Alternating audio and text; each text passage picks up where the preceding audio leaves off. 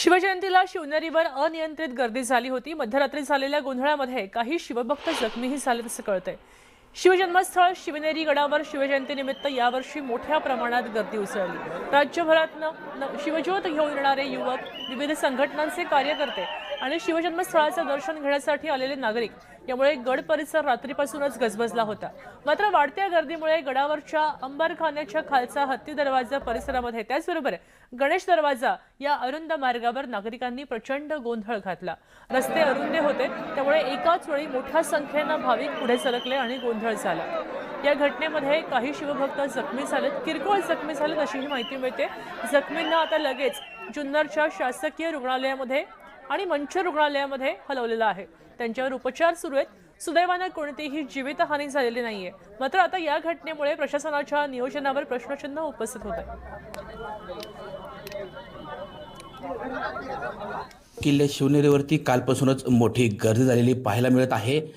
ही अनियंत्रित गर्दी या सांभाळण्यासाठी प्रशासनाची म्हणावी तेवढी यंत्रणा गडावरती पाहायला मिळालेली नाही। त्यातच मध्यरात्री जो गडावरील अंबरखाना आहे, त्या अंबरखानाच्या जवळ असणाऱ्या हाती दरवाजा परिसरात जो अरुंद रस्ता आहे, त्या रस्त्यामध्ये थोडी चेंगराचेंगरीची परिस्थिती निर्माण झाली आणि काही शिवभक्त जे आहेत ते याच्यामध्ये जखमी झाले। आपण या ठिकाणी पाहू शकताय। आपण आता अमरावती जिल्हा रुग्णालयामध्ये आहे आणि जे शिवभक्त या चेंगराचेंगरीमध्ये किंवा जी गर्दी उसळली त्यात जखमी झाले होते, त्यांच्यावरती जे जुन्नर उपजिल्हा रुग्णालयामध्ये आणि मंचर उपजिल्हा रुग्णालयामध्ये उपचार सुरू आहेत। नक्की हा प्रकार कसा घडला हे सांगण्यासाठी आपल्यासोबत प्रत्यक्षदर्शी आहेत। दादा, काय सांगाल, रात्री कशा पद्धतीने हा प्रकार घडला आणि किती लोक जखमी झाले? रात्री आम्ही साधारण 12 वाजता किल्ल्यावरती गेलो आणि किल्ल्यावरून येत असताना जो वरतून 1 आणि 2 नंबरचा जो आहे, म्हणजे खालून 3 आणि 4 नंबरच्या गेटवर तिथं एवढी चेंगराचेंगरी झाली का तर एकाचा प्रत्यक्षात पाय असा तुटला आहे। म्हणजे बरेच जवळजवळ 15 ते 20 जण असे झाले आणि त्याच्यामध्ये हा एक भूषण आरोटे म्हणून आहे। आणि तिथं प्रशासन, म्हणजे तिथं पोलीस नव्हते, त्या 2 डोरला पोलीस नव्हतेच आणि हे प्रशासनाच्या हलगर्जीपणामुळे झालेलं आहे। काही गडबड झाली होती का? कशामुळे चेंगराचेंगरी झाली?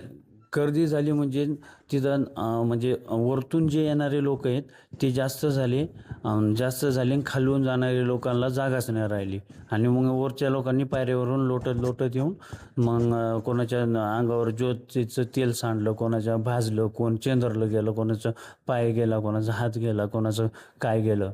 आता माझं पण इथं खवटेला गेलेलं आहे। तर काही रुग्ण जे आहेत त्यांच्यावरती जुन्नर उपजिल्हा रुग्णालयामध्ये आणि मंचर उपजिल्हा रुग्णालयामध्ये सध्या उपचार करण्यात येत आहेत। सचिन तोडकर, न्यूज 18 मराठी, जुन्नर, पुणे।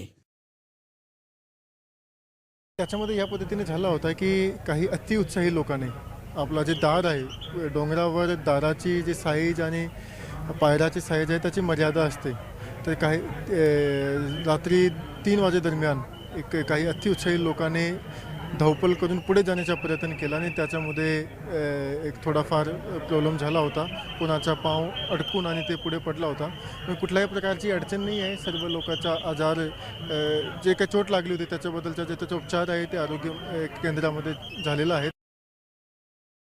आपण पाहिलं असणार आहे की काल सकाळपासून इथे मोठ्या संख्येने शिवभक्त जे आहे दर्शनासाठी येत आहे। शिवजन्मस्थान ज्या ठिकाणी दर्शन घेऊन येत आहे, काल रात्रीपासून घेऊन जे लोक येत होते ते पण वेगवेगळे ग्रुप्समध्ये, विशेष करून युवक इथे येत आहे आणि पोलिसाचा बंदोबस्त चोखपणे लावण्यात आलेला आहे। पार्किंग असू द्या, रूट असू द्या, त्याचे नंतर गडावर वर जाण्यासाठी आणि खाली जाण्याचे जे रस्ते आहेत त्यावर प्रत्येक दरवाज्यावर आणि रस्त्यावर रोप PA सिस्टम लावून आम्ही बंदोबस्त लावा वेळोवेळी लोकांना आवाहन केला जाते।